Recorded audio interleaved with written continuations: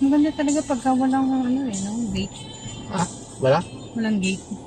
Oo naman. Eh kaso nga doon sa atin, pwede mo lang gate doon.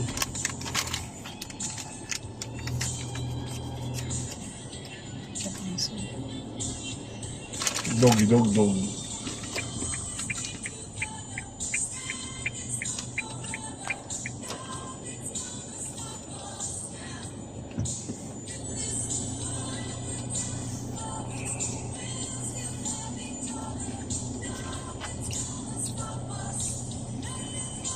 Oh, yaman.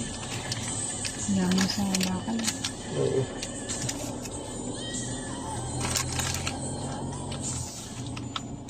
Husky. Husky na dog eh. Wolf. Wolf. At ang liit-liit lang yung nagdadala.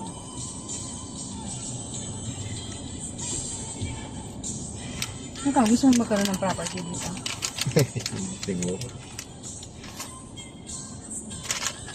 Well, kung pag-usapan ni Baha, ligtas to. Mm. Itong dyan sa atin, mayroon na to. Wala itong Baha dito. Saka fault line, wala dito. Kaya wise din. Very good din location.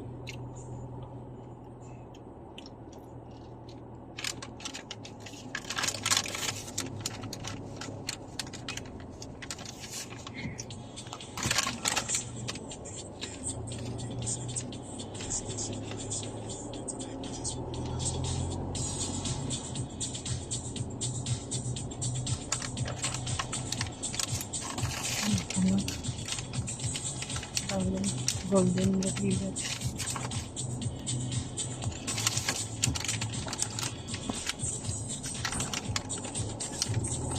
Ganda ng pinagawa ni Gab. Ni Lab. Nakita mo yung cabinet niya. Refrigerator na pala yun. Ganda nga eh. Linis pati ng ano. Mm. Ng pagkakagawa. Tapos sabi niya, ba't ang liit na lang ng lababo mo? Kasi meron na akong dishwasher. Dishwasher na siya. Nilakihan niya yung kalan niya. Tapos yung oven, di ba nasa wall? Itong mga bahay na to, nasa mga 50 million pataas eh. Nakuha nila siguro yung mga 50M. Eh ngayon, more than na yun. Mm. Ayan no, ito ang Las Piñas. At ito Bacoor na to, ito Las Piñas. Mm. At andyan nga yung daan. Mm. Pupunta ng Ibiya, Riverside.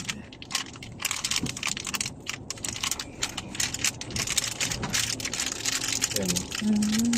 Yun yung kalsada. Ito pala yun. Tumatagos din sila sa ano. Portofino.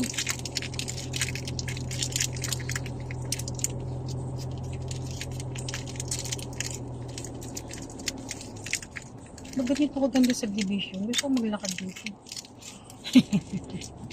Kahit doon lang sa ano eh, doon sa Kilalab, yung paikot doon.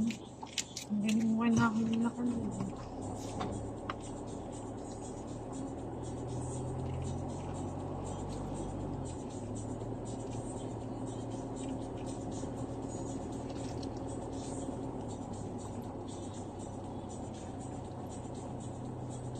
Ito, Las Piñas ito.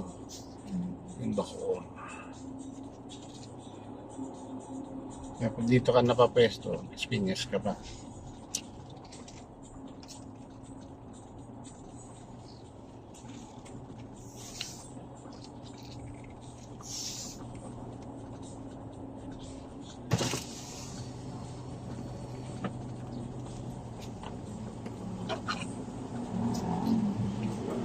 Good afternoon.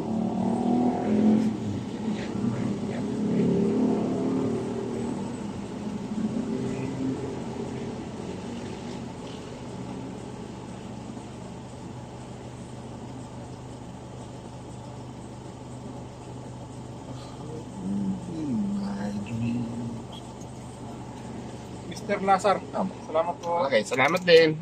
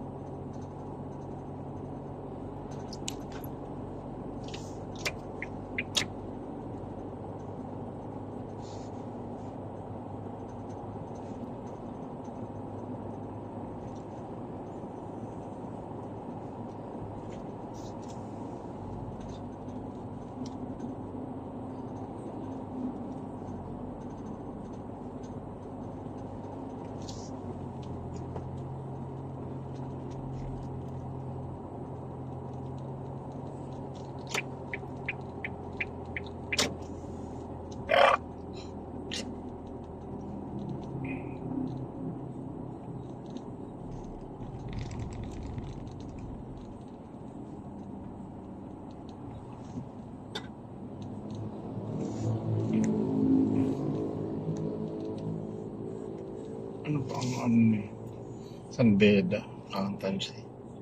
Yung anak niya pala, speech path. Speech pathology yun. Si Julian? Oo. Pero parang nagme-medicine na nga sila. Sabi niya gano'n. Specialized yan eh. Bibihira yan eh. Ako nga dati nun eh, gusto ko archaeology eh.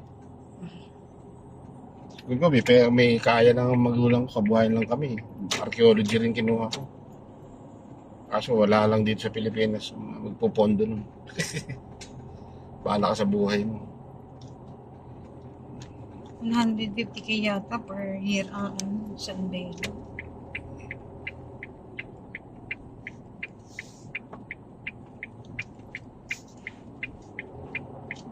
Ang ano, may idea ka Sino? sa FEU? Wala.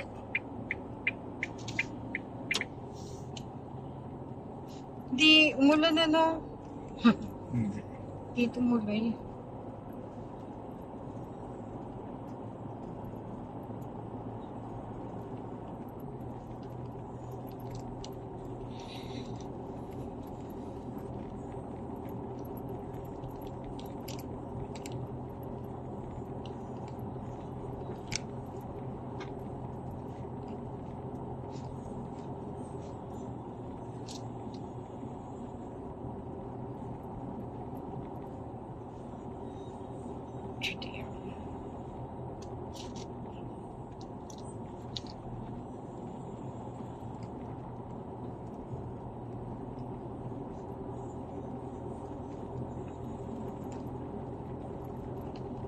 Titingin ako ng Graham dyan sa kung meron.